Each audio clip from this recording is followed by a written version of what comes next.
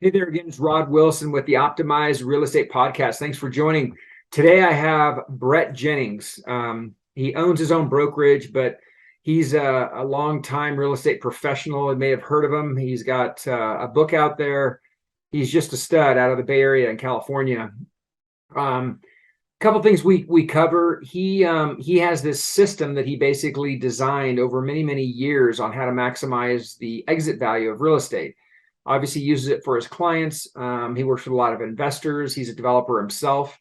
And so he shares some of the key ideas, not only related to increasing values, but also just to kind of how to navigate the shifting real estate market that we're in. So you're not going to want to miss it at the end.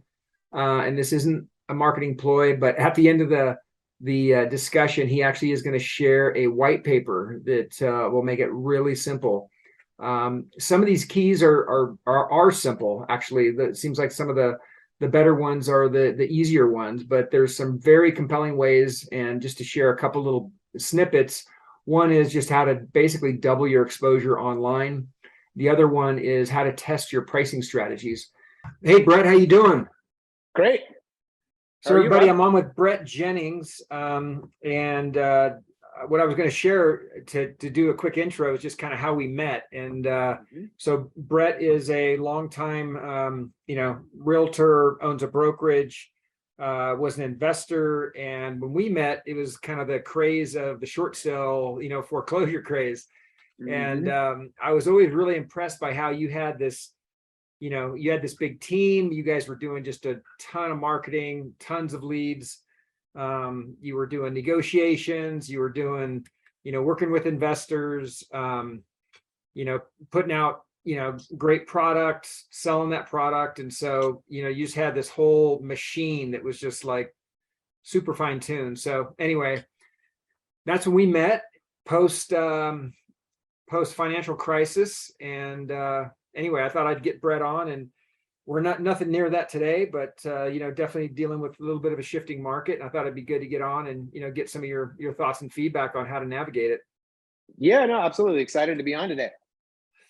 So you, I guess just to kind of jump into it, you talked about you have a system and a strategies for increasing the value up to 18%, versus kind of the next listing of the next house. And I thought if you could maybe jump into that and share Sure. with some of the keys related to that. And everyone, I think, in this market, is, and we can talk a little bit about what you're seeing out there, but kind of the point of this podcast is optimizing real estate, and the big one for investors, and whether it's fix and flip or ground up. I mean, it's all about getting the most for that finished product. 100%. Yeah, and actually, Rod, interesting to kind of roll the clock back or the calendar back and talk about kind of where my career started and the value that I potentially could bring to your listeners here.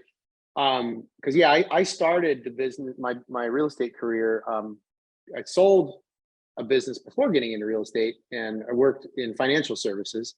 And at that time, I was forming corporations and LLCs for mostly for business owners and mostly real estate investors, helping them access IRA funds for investing in real estate. So this is like 2003, 4, 5, 6, and sold that company. Then got into my real estate license in 2007. I started out as a lender, believe it or not, because I didn't think I wanted to be a realtor. I didn't have the best, the best, what would you call it, like opinion or perception of realtors. I hadn't met a lot of them, but my idea of the average realtor was like the guy on Modern Family, Phil Dunphy.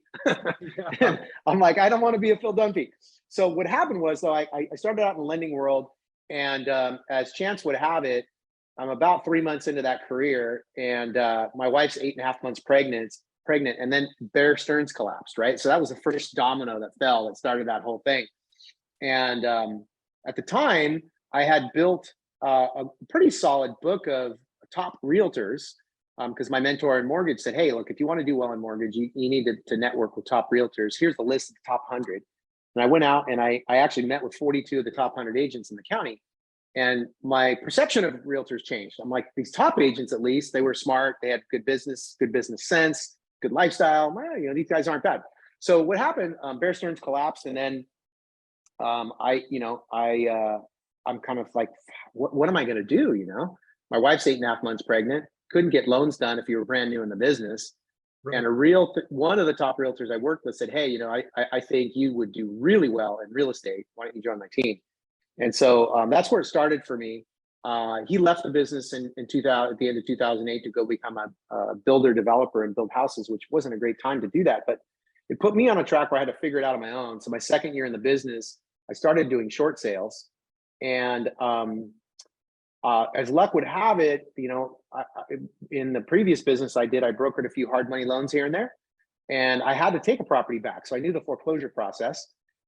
And so when I started doing short sales in 2008, I would because I understood that process, I was able to get them done quickly. And the title company called me and said, hey, we're starting to see these short sale things stack up. We haven't seen them since the 90s. And we noticed that you're getting them done. Like, you got one done in 5 weeks, 6 weeks. The other realtors are taking 3-4 months. Would you teach a class with our escrow officer on short sales? And I'm like, hey, I'm not an expert, but I'll share what I know. I did a few classes for North American Title. And before you know it, like literally by the time I did that, every one of them was standing room only in these brokerages, 100 people there. We'd finish and I'd get 50 business cards from agents going, hey, I got one of these short sales coming up, man. I'll deal with the homeowner if you deal with the bank, and we'll split the deal. So my second year in the business, I had like 100 short sale listings right out of the gate. And so anyway, I tell that story because what ended up happening because of that is, as most of these probably listeners or viewers are thinking, if you know an agent who's got lots of distressed property, he's like your best friend. So I was getting hit up by a lot of investors and ended up partnering, obviously, with one that you knew. And we ended up doing about 150 houses in 2 years, rehabbing and things. So I know the rehabber market really, really well. And he and his capital partner, they wanted every bit of money we could get out of every house. And so it was my job to look at like, what were the little things we could do on the brokerage side on selling a property to maximize value, along with what the redevelopers are going to do with their finished selections and the like. And I had the opportunity at the same time I was networking with some other top agents from different parts of the country that were also investor focused. So we're like 10 top agents across the country. We'd meet 3 times a year, be like, hey, what are you doing to get a little bit more out of each property?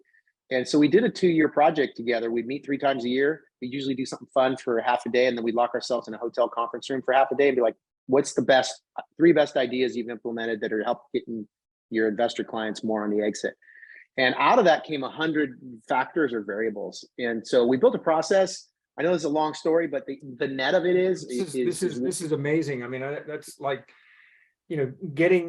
putting that much effort into finding out and fine tuning every little aspect that, affects an exit value of a house is I mean, it's invaluable.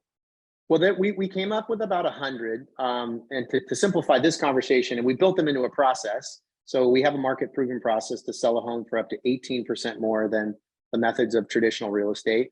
For simplicity's sake and the conversational aspect, we'll chunk it down to 5 areas. It's the preparation of the property, the presentation, the pricing, promotion, which is marketing, and then negotiation, obviously. But the interesting thing is when we at the end of the 2 years, we're like, okay, this is our thing. We can market proven process to sell a home for up to 18% more. I'm like, is it really going to be 18%? And the first property we did on Bonnie Lane in Los Gatos sold for 18.7% more than the comps. And so I was like, holy wow, this works. Yeah. Now, we didn't get 18 on every house, but consistently we were beating price per square foot on MLS averages, setting top comps in every market and neighborhood we went in. So, I used that process to do really well for my developer friend and partner for the longest time. And then when we parted ways, I retooled that and just used it for retail. But still about 1/3 of our business is working with redevelopers, investors, and developers. About 1/3 of our business is that. So what it's a powerful process, and I have a white paper that I'll share for all of your viewers or listeners that we can leave with them. But I thought for today, you know, because we're going through the shifting market, there's so much uncertainty.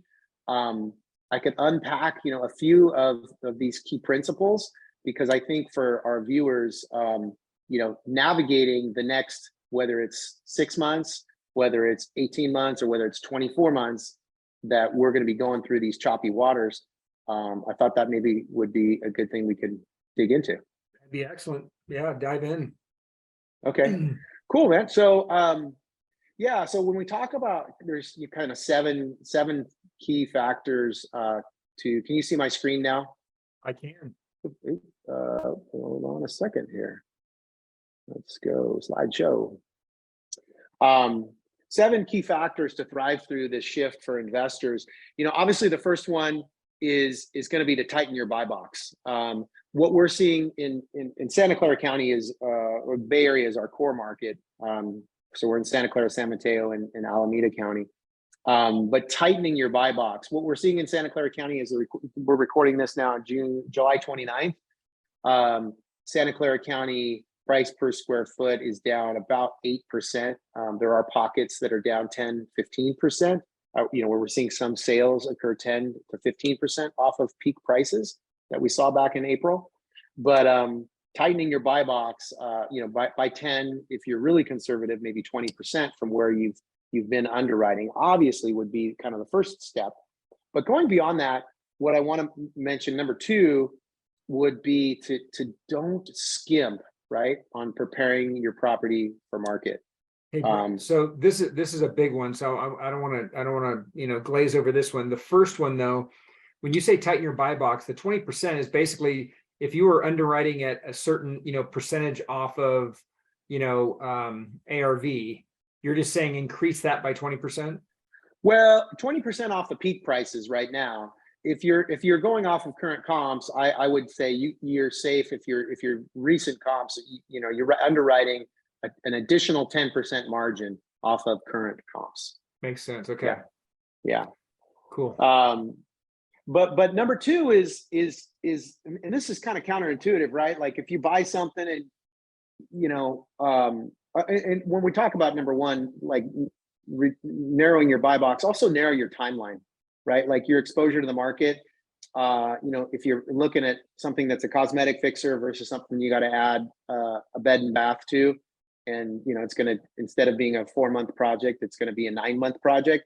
Those are the ones that, you know, certainly you got to watch out for, because we don't have the crystal ball. But this kind of leads into number 2, is not to skimp on prepping your property for market. And I see sometimes, I just worked with a pretty experienced investor recently, and because the market was contracting, he's like, hey, you know, do you think maybe, you know, we don't, because usually when we go through a place, the highest ROI upgrades are at your flooring, your paint, but beyond that are doorknobs, hinges, and hardware of all kinds, and then light fixtures. And he wanted to cut the corners on the doorknobs, hinges, and light fixtures. And we're talking about a few $1,000s on like $1.5 million exit price, and, you know, it might have been $1.2 million acquisition. Here's what I can say, you know, from our group sold 800 properties last year, about 350 were on the listing side.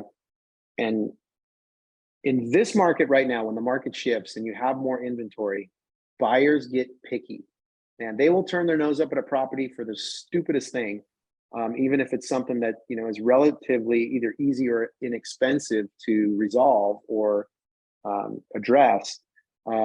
They just get choosy. So it's only the best priced, best looking listings that are moving in a shifting market. So you know, make sure that you don't, you know, in the market of the past, you know, as a rehabber, you could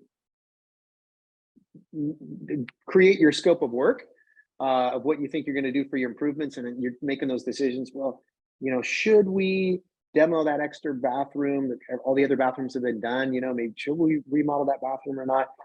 And experience tells us that, you know, if you do 80% of the upgrades, you don't get 80% of the potential ARV, right?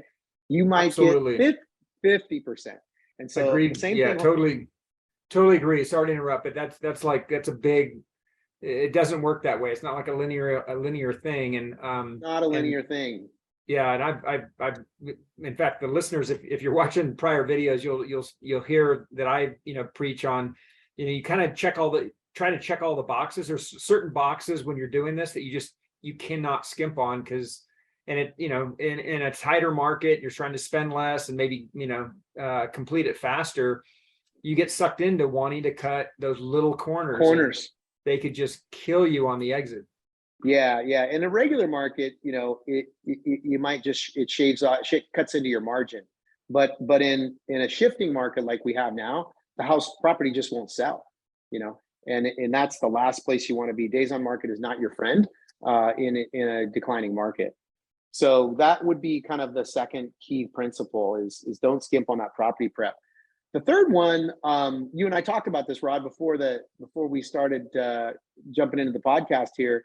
And this is one probably I think a lot of investor developers are not really that aware of. And I think it's such a simple thing that people can do to increase the number of people viewing your listing.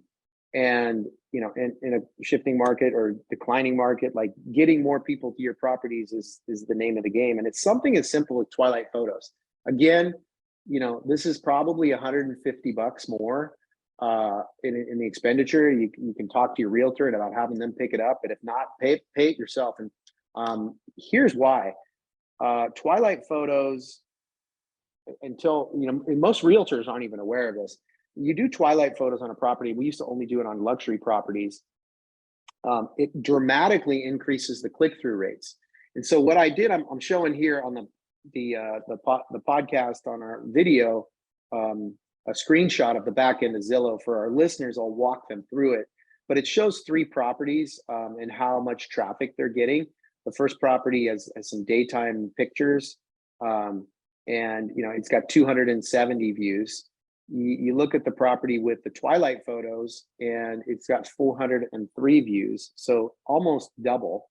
In my experience, we typically see double the number of clicks. And it's simply because it catches your eye. 90 to 95% of the listings that you'll see online do not have twilight photos. So when a viewer is scrolling through Zillow or Redfin, and a buyer, they see that picture and it catches their eye. It's the same reason why Thomas Kincaid, that famous painter, was a multi-millionaire, was because that play on light really does engage buyers. But in addition to that, video is one thing that even if you don't have a spectacular property, just making sure your agent uses video will get you additional traffic. And that's because the way the algorithms work on those sites like Zillow and Redfin is they rank the properties by the amount of content and the type of content. So basically, if you put 40 photos on a property, it will get a higher ranking than if a property that has 20 photos. If you do 40 photos in a video, it gets an even higher ranking because video content has the highest level of engagement. So as we can see, just for the people listening, I'll call out the numbers, but a property just with daytime photos gets 270 views. A property with twilight photos and video gets 1,000 views. So it's funny after looking at this, I mean, it's just it's night and day as far as what attracts the eye. And then I guess the video is just like anything else, whether it's Instagram or whole social, pick your social platform. I mean, if there's a video versus a still, you're going to click on the video way before you click on the still. So it makes total sense. Yeah, it's all about driving engagement. And if we can put more people in the top of the funnel, we are going to get more people coming to see the property. The first behavioral metric we see is the people who save the property as a favorite. The second behavioral metric is people requesting showings or coming to an open house. Then beyond that, it's downloading disclosures, and obviously the last is writing offers. But if we could double the number of people, man, who are looking at the property online, you will get double the number of people coming to see it. So that's just one of the first tips when it comes to presentation is, ask your realtor about twilight photos and video and insist that they use it. Even if, you got a little condo, it's still going to have the same effect. I'm curious what you think about drones in addition to, I mean, when you say video, is that video tours or you also including drones? Any video content that you can post is going to help. I personally like using drone videos is because you can kind of tell a story or picture about the neighborhood. You don't want to use a drone video if your property's right next to railroad tracks, right? Right. So use it where it benefits you. But the main reason we like using video is because you can tell a story about a property. And when we're selling a property, trying to get the maximum value for it, we're not selling a property. We're selling a lifestyle of living there. And that's because people buy on emotion and then they justify with logic. So there's a lot of principles of psychology that really well marketed property can do. And it does start with video. So the other piece of that presentation, we're talking about twilight photos, is staging. Obviously, don't skimp on staging because it's a tighter market. Because stage properties, when we had condos, when we were doing that study and building our process, and noticed that a staged condo versus an unstaged unit, we could get 2 to 3% more money.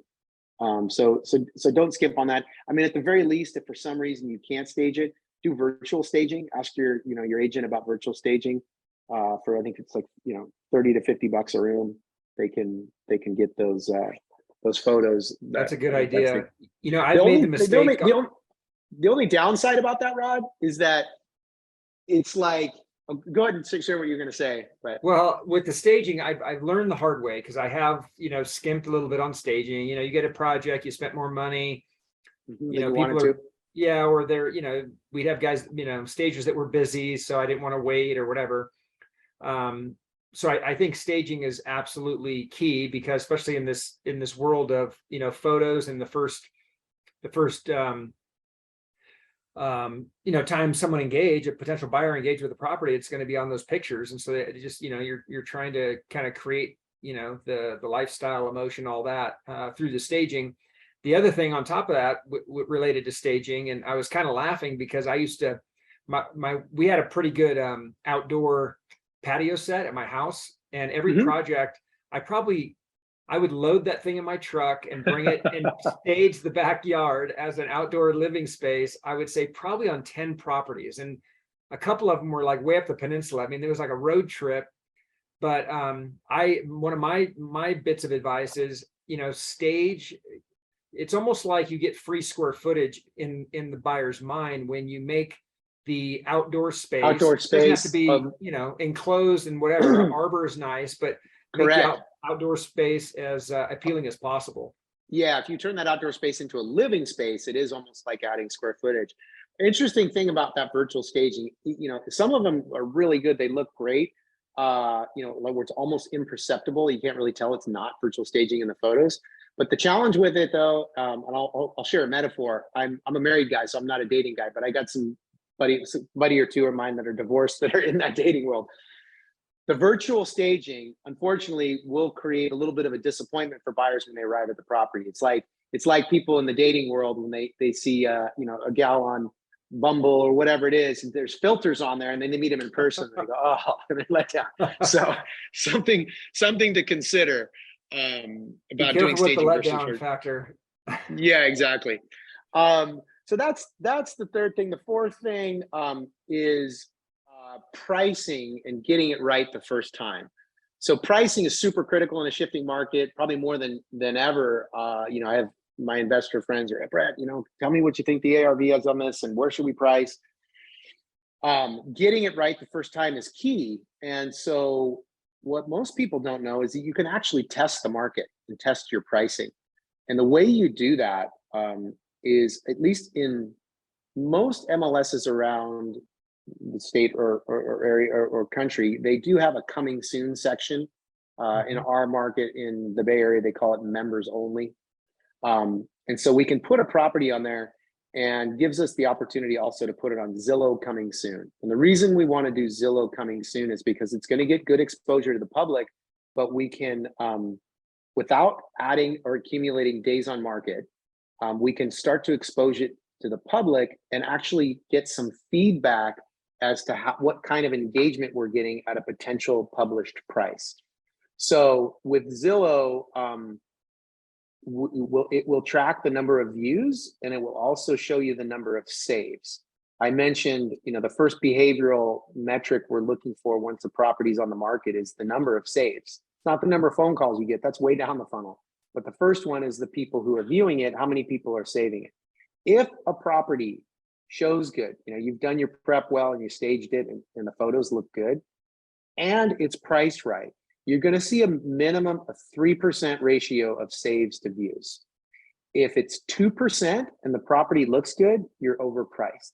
If it's anything less than 3%, 3% is kind of that threshold. If you get 4 or 5%, great, you might be priced a little under the market, but it gives you a way to test the pricing before you go live on the multiple listing and start accumulating days on market. Because the last thing you want to do in a shifting market is be testing your price while you're on the live MLS. Because once a buyer's in the market and we have the soft market see a price reduction, they're like vultures, or sharks. They see blood in the water. And when they come in, your offers are going to come in lower than whatever your last reduced price is. In fact, the market statistics or experience tells us that if you come to market and then reduce a property's price to get it right, you're only going to get a maximum 97% on average of the price that you reduced it to.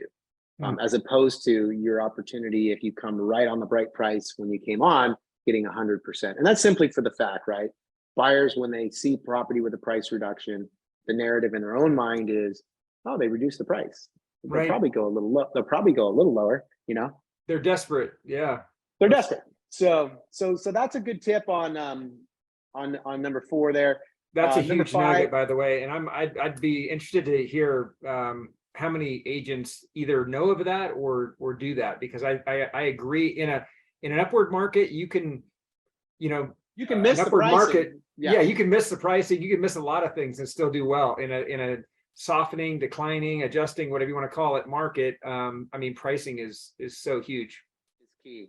So look for those views to saves. Make sure it's 3%, and then go. And then you're right. And if it's not 3%, you're probably still priced too high. And number 6 is something about promotion. And the reason we've seen the market slow down, obviously, is because interest rates have risen.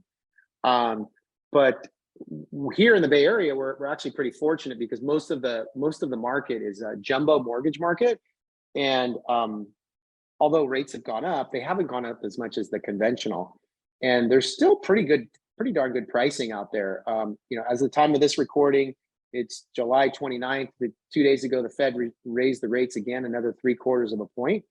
But there are lenders and credit unions out there offering jumbo mortgages, ARMs, like, for example, Golden One Credit Union is offering a 5-year ARM at 4%, offering a 7-year ARM at 4.125. Now, one of the things that we're doing with our listings is to incentivize and get more buyers considering our property.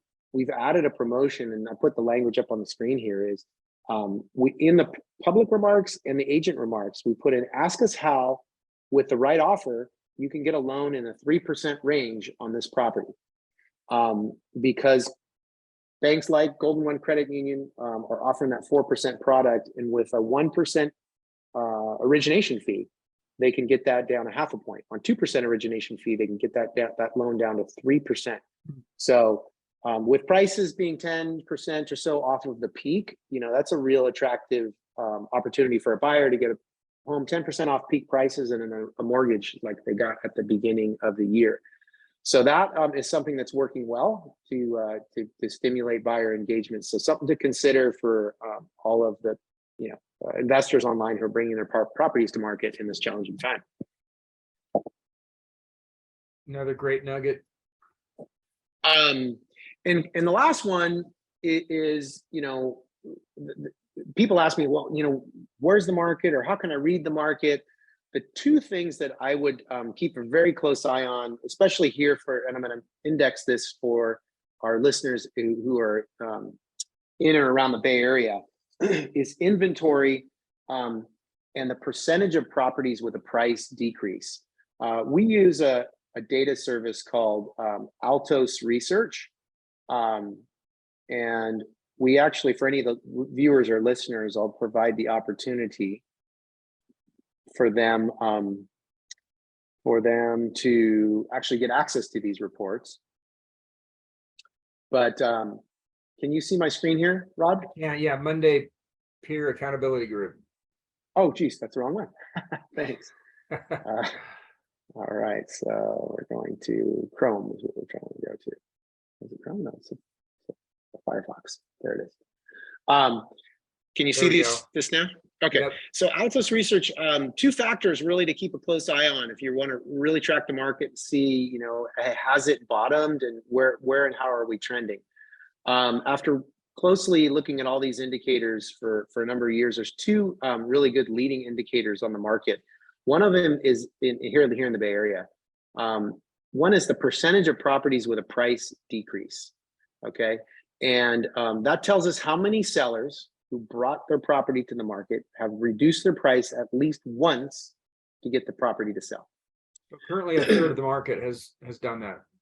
Yeah, and if we look back, if we look back in time, for the past 3 or 4 years, that number was always somewhere between 7 and 10 or 7 and 12%.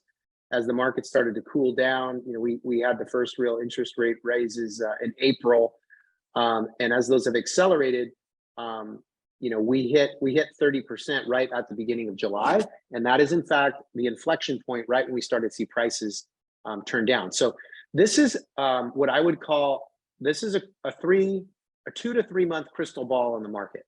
Percentage of properties with a price decrease gives us a forward look into the tension or slack of demand for buyers out there.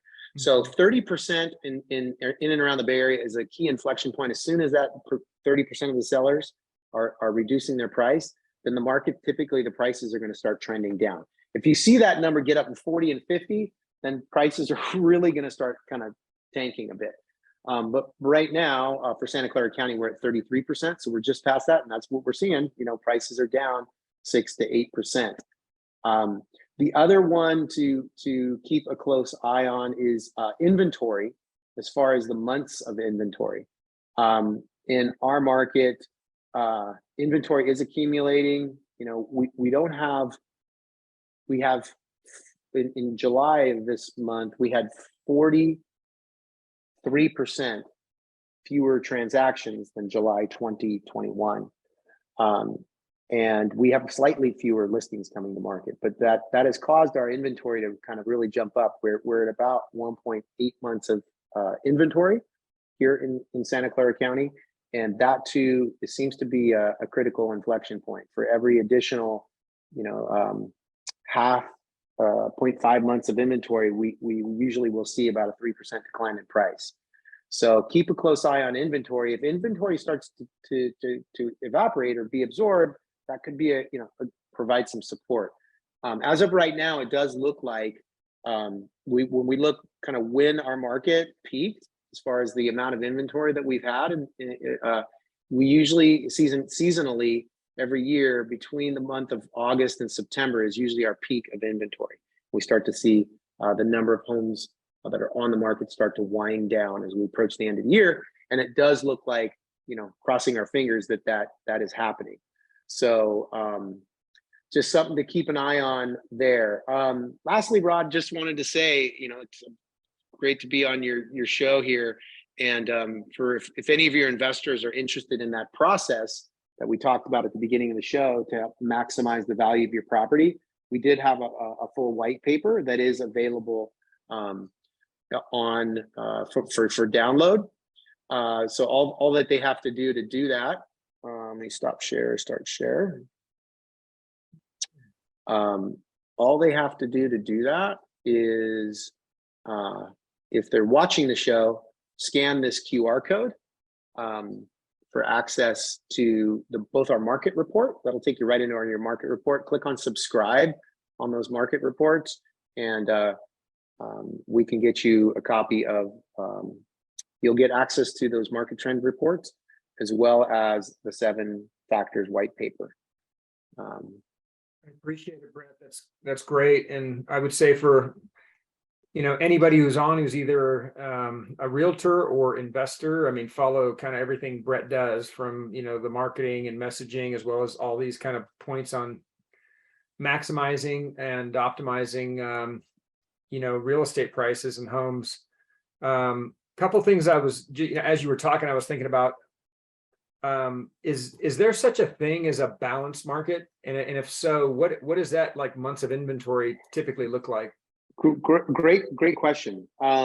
It's interesting what those numbers are, because as you hear most, national stats, they'll talk about a balanced market being 4 to 6 months of inventory. That's what it is for most other metros around the country. And what it is for us, it's about, our balanced market is probably 1 month to 2 months of inventory, or like 1 to 1.8. 1.8 seems to be when our market starts to get a little soft. What's interesting, like, because we've here in the Bay Area, we've had chronically low inventory, but it's also been the blessing that makes this such a great market to own in and invest in, because the average 50-year average for real estate appreciation across the country is 3.8%. The 50-year average for appreciation in the Bay Area is 7.66%. It's literally double, but we have less than half of the inventory. So that's what's given us this sustained long driving prices. So keep a close eye on inventory. Interest rates are all, inventories are supply in the market, right? So real estate's a supply and demand driven market, and our inventory for the balanced market is probably somewhere between 1 month and 1 month and like 1.7 months of inventory. That's about the sweet spot. And then the other thing I was thinking about early on when you were describing just the, putting out, you're basically saying putting out a good product and don't cut corners. Are there any amenities? Are there any, I don't know. I always like to have some either wow factor or have something that's just different than everybody else, whether it's I don't know, goofy things were like floor safe, or a little hidden cubby you make and for whatever storage. I mean, I don't know, people store whatever, jewels, weapons, whatever, just stuff like that. Is there anything that comes to mind? Yeah, consistently, I think what COVID taught us was the work from home trend is here to stay, right? Not everybody is going to be able to work from home as much as they want to, but it's certainly pushed the needle in that direction, right? Where people even in tech, the companies that want them to come back are still allowing to work from home a couple days a week. So those homes with the extra bedrooms, if you're gonna add an extra bedroom, it's a huge benefit, because even a small family that maybe only has one child, if they now have 4 bedrooms, both the husband and the wife can have their own office that they work from home out of. I think that if there were anything that I would think of, it would be that. The other, I happen to work with a builder that is pretty now prolific in their acquisitions and building, and I bought one of their homes myself, and that's Thomas James Homes. One of the things I noticed they did on there is they make a point to have at least 2 outdoor living areas, if not 3. And so additional outdoor living space, is something that's also, I think, pretty high in demand.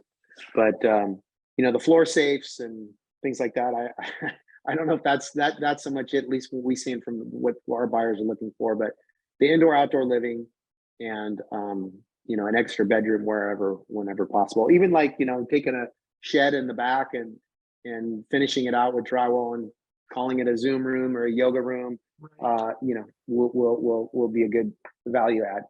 I like that. Zen room. I need one of those. A Zoom room, a Zen room, or a yoga room, whatever you want to call it. Yeah, exactly. Well, I thought all this was really good, Brett. I really appreciate you being so open to share, and as well as everyone can get the white paper by using the QR code on the screen. And I think that's it for now. I mean, there's a ton more I want to talk to you about, but it is Friday at 5:30 or 6, so I think I'll let you go. And any final thoughts or final words? No, I mean, if people want to reach out, they can. Our company name is Real Estate Experts. The URL is The Real Experts, and you can reach me at Brett, BRETT, at therealexperts.com. And I'm happy to help. I'm an active investor myself. I own real estate in a lot of different categories, residential, commercial. multifamily, mobile home parks, self-storage. Got a little bit of my fingers in a little bit of everything. So love to have those conversations with those investors. You're a stud. Thanks, my man. Have a great one, bro. Until Thanks for next having me. time. Until next Absolutely. time. All right. Take care, Rod. Talk to you soon.